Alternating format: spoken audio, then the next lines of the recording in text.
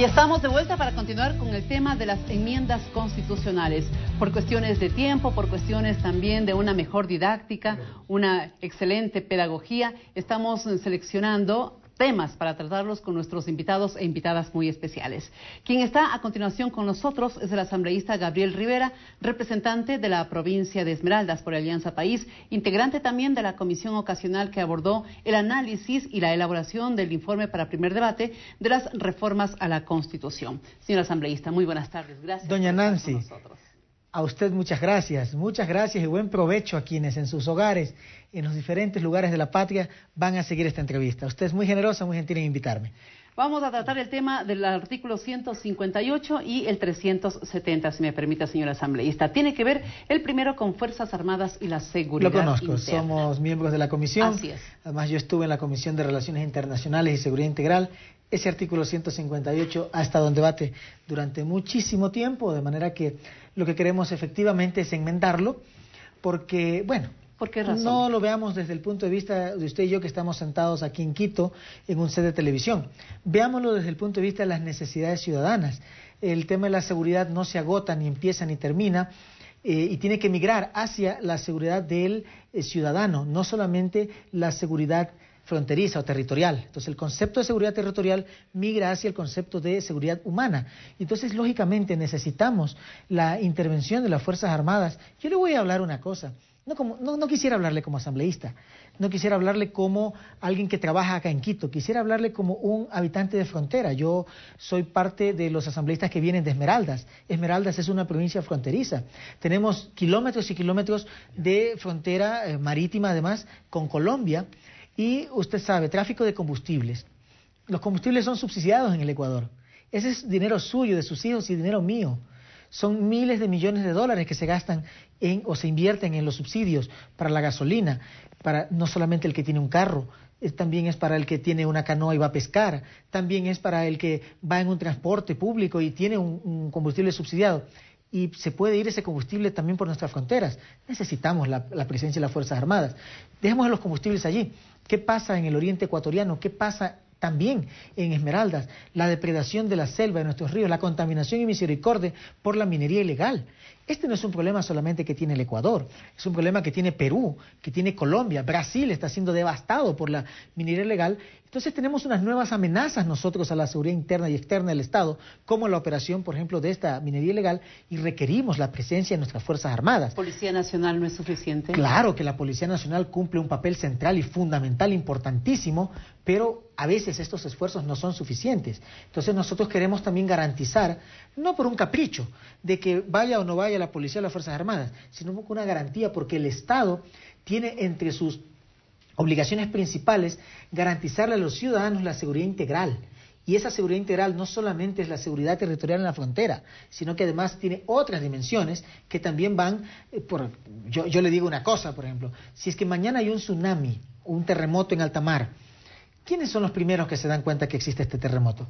Nuestros submarinos, son nuestras Fuerzas Armadas, son nuestras Fuerzas Armadas. Entonces, ¿por qué no participan en esto también? Solo por ponerle un ejemplo de 3 temas que requerimos la presencia de las Fuerzas Armadas. Pero entonces, ¿qué viene la oposición y nos dice?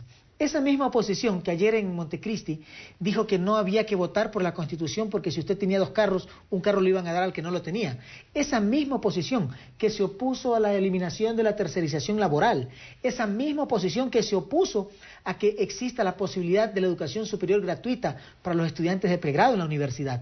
Esa misma oposición ahora nos dice, no, ustedes lo que quieren es que las Fuerzas Armadas intervengan en la seguridad interna para decretar un estado permanente de excepción.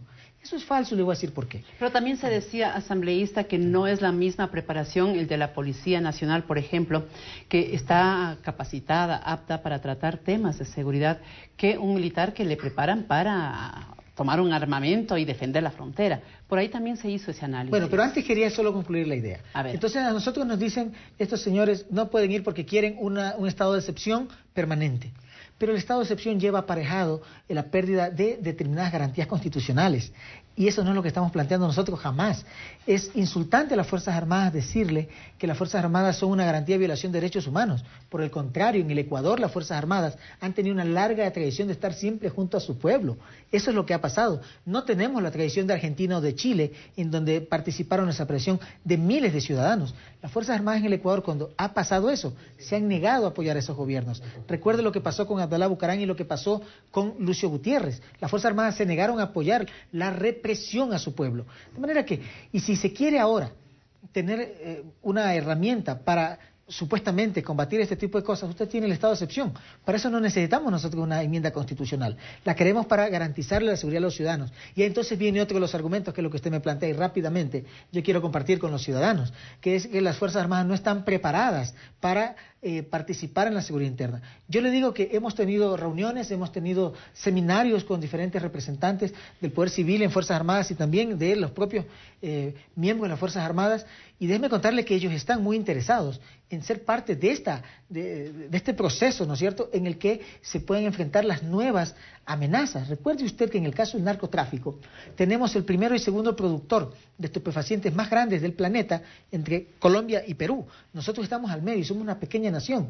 Tenemos que optimizar nuestros recursos, tenemos que duplicar esfuerzos, porque así como somos una nación pequeña, tenemos grandes responsabilidades. Entonces, a grandes responsabilidades, grandes soluciones. Una de esas soluciones es la presencia de las Fuerzas Armadas. Y evidentemente, si es que hay que capacitar, si es que hay que trabajar en mejorar el conocimiento, las destrezas de estas personas que son los hermanos que visten un uniforme militar, entonces hay que hacerlo. Pero de eso, acusarles de que ellos son la garantía de la violación de derechos humanos, cuando vayan a controlar la minería ilegal, cuando vayan a controlar el tema de las armas, porte de armas de grueso calibre para hacer asaltos, muchas veces ecuatorianos, otras veces no ecuatorianos, porque de todo hay en la viña del Señor, como normalmente nuestro pueblo dice, para evitar la minería ilegal, como le había planteado. Entonces me parece una necesidad histórica. Lo fácil sería no enmendar nada y decir, bueno, después que venga otro gobierno y que enfrente los problemas que actualmente están viviendo México, etcétera, ¿no es cierto? Nosotros queremos garantizarnos a tiempo, adelantarnos a los hechos, ver más allá de lo puramente evidente y poderle garantizar al país una vida en paz, que es lo que nosotros queremos. Para quienes se están sumando a nuestra sintonía, les recordamos que nuestro invitado es el asambleísta Gabriel Rivera, de la provincia de Esmeraldas, por Alianza País. Esto para quienes siguen la señal de la televisión y también de la radio de la Asamblea, con cobertura en todo el país. Y ahora pasamos a otro tema que también involucra a Fuerzas Armadas asambleísta y que tiene que ver con la posible enmienda al artículo 370, tiene que ver con la seguridad social de ellos. Se tiene relación con las pensiones jubilares. En las audiencias en donde pudimos nosotros asistir, se pudo notar la preocupación que existía en Fuerzas Armadas sobre esto de la pensión jubilar. Ellos decían, donde Fuerzas Armadas no hay pensiones jubilares, hay retiros. Y inclusive dejaron algún texto alternativo, que no lo vemos recogido en el informe para primer debate. Es un tema meramente semántico. ¿Ya? Si es que es una pensión jubilar o es una pensión de retiro, nosotros respetamos eso que los militares, los representantes de exalmirantes, generales retirados nos han planteado. Pero ¿qué es lo de fondo en la enmienda? Lo de fondo en la enmienda es que el Estado garantice el que esos saberes a los que ellos tienen derechos siempre se les dé, que jamás se les niegue. Eso es lo que... El tema semántico, si es una pensión jubilar o una pensión de retiro, como efectivamente, históricamente en el Ecuador se ha llamado una pensión de retiro en las Fuerzas Armadas, porque ellos no se jubilan. Usted sabe que llega, por ejemplo, a teniente coronel, a coronel, y si no tiene las condiciones para ascender, simplemente pasa disponibilidad y hasta ahí llega. Y se retira, pero con su pensión, lógicamente, cumpliendo lo que establece la ley y la Constitución. Entonces ellos dicen, nosotros no nos jubilamos como tal. Nosotros nos retiramos y somos parte de la reserva algún momento que la patria nos necesite. Qué bonito escuchar eso de parte de los miembros de nuestras Fuerzas Armadas. Pero, le digo, lo de fondo es garantizar que siempre esas prestaciones estén debidamente seguras. Eso es lo que nosotros queremos con este ¿Había alguna duda? ¿No estaba esto asegurado? Recuérdese usted lo que pasó de los días previos al 30 de septiembre de 2010. Pasaban unos pasquines, porque yo no los puedo denominar de otra forma, se escondían, no tenían firme responsabilidad, se escondían cobardemente en el anonimato y se trató de confundir a nuestras Fuerzas Armadas, se trató de confundir a la Policía Nacional también al decirles que ya no se les iba a garantizar sus pensiones de retiro. Entonces, para que no haya absolutamente ninguna duda, nosotros hacemos esta enmienda, pero es en nombre de garantizar, de blindar esos derechos que pertenecen a quienes, y con todo respeto, y si comparte o no comparte parte de la ciudadanía que me escucha, yo creo que la propia existencia de la nación se le debe en gran parte a unas Fuerzas Armadas siempre comprometidas con su patria, con su nación, dispuestas asimétricamente, porque hay ejércitos muy grandes de nuestros vecinos a enfrentarse a esto, y de eso se salió incluso triunfadores. Entonces nuestras Fuerzas Armadas lo que merecen es ser fortalecidas, ser tecnificadas, siempre mejorarse, estar debidamente capacitadas, tener todas las garantías necesarias, y si aquí había alguna duda de un sector de las Fuerzas Armadas, nosotros estamos enmendando la Constitución para que tengan absoluta garantía. Lo que usted plantea es verdad, eso se planteó en la comisión, pero ya le digo, ese es un tema meramente semántico.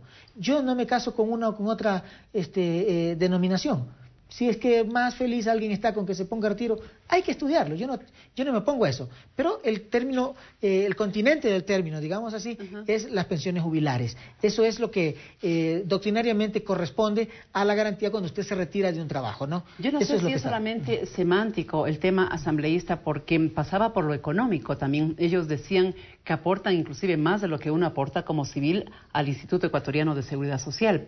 Ellos al ISPA o al ISPOL, dependiendo de la rama. ¿A qué rama pertenece? Así es, ellos aportaban más. Y entonces su duda también iba por ahí. ¿Todo eso va a estar garantizado en la pensión jubilar? Total y absolutamente. Nosotros, cuando estamos diciendo se garantiza el pago por parte del Estado, significa que no puede haber absolutamente ninguna duda. Siempre fue así. Nosotros jamás hemos tenido una duda de hacerlo.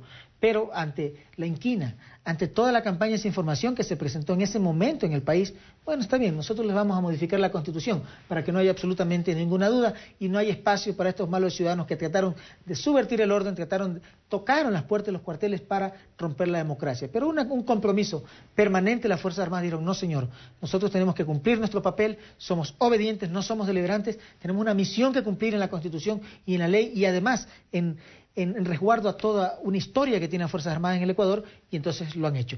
Claro que siempre una historia de éxitos, una historia de permanente compromiso con los derechos humanos, con la integridad territorial, también tiene excepciones. Desde luego que han habido malos ciudadanos, pero eso como en todas partes, o sea, eso no puede ser la generalidad.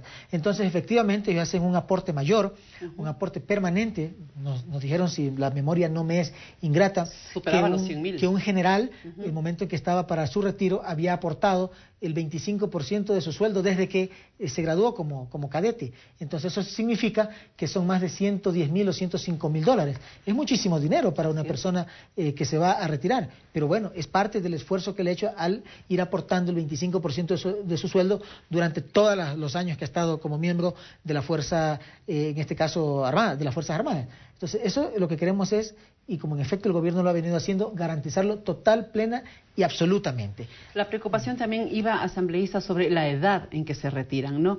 Hace un momento usted nos recordaba, sí, alguien ya no tiene cupo en el siguiente nivel, entonces se tiene que retirar. Y a lo mejor tiene 45 años, a lo mejor no llega a los 50 años. Es decir, se trata de un retiro que tendrá que respetarlo el Estado por largo tiempo. Sí, así es, pero es que también usted sabe que el tema de un militar, el tema de un policía, no es una profesión común y corriente. También tiene unas particularidades muy específicas. Por eso el análisis fue muy interesante. Tiene unas particularidades muy específicas y esas particularidades tienen que ser lógicamente respetadas. Pero el tema en la Constitución no está tratado.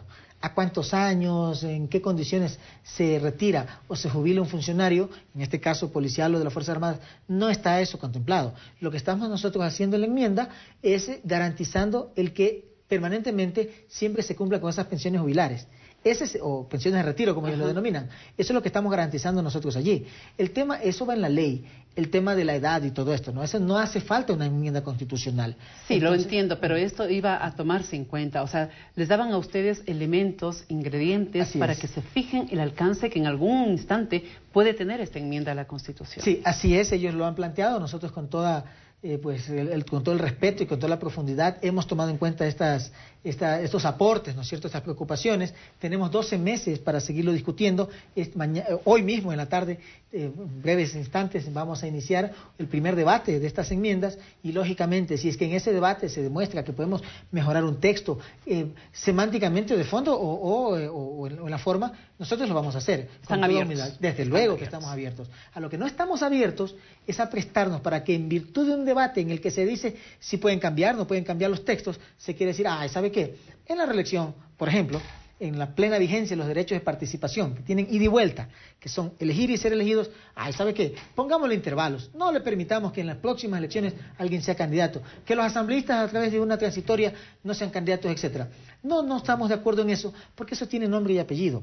A la única persona que se le estaría no permitiendo ser candidato es al presidente de la República. Bien. Eso es lo que algunos tienen miedo de enfrentar. Pero bueno, no es un tema por el que ahorita estamos convocados, pero ojalá algún rato podamos Lo vamos a tratar, claro que sí, estamos convencidos de aquello, siempre garantizándonos por la presentación de invitados e invitadas que los tendremos como ustedes aquí en este espacio. Gracias al asambleísta Gabriel Rivera, integrante de la comisión ocasional que elaboró el informe para primer debate y que será tratado en el Pleno respecto de la enmienda constitucional. Hasta una próxima oportunidad, doctor. A usted, doña Nancy, y también a ustedes que han tenido la bondad de escuchar. Gracias. Un breve mensaje y luego volveremos para continuar aquí en diálogo a través de los medios de comunicación de la Asamblea Nacional. Ya volvemos.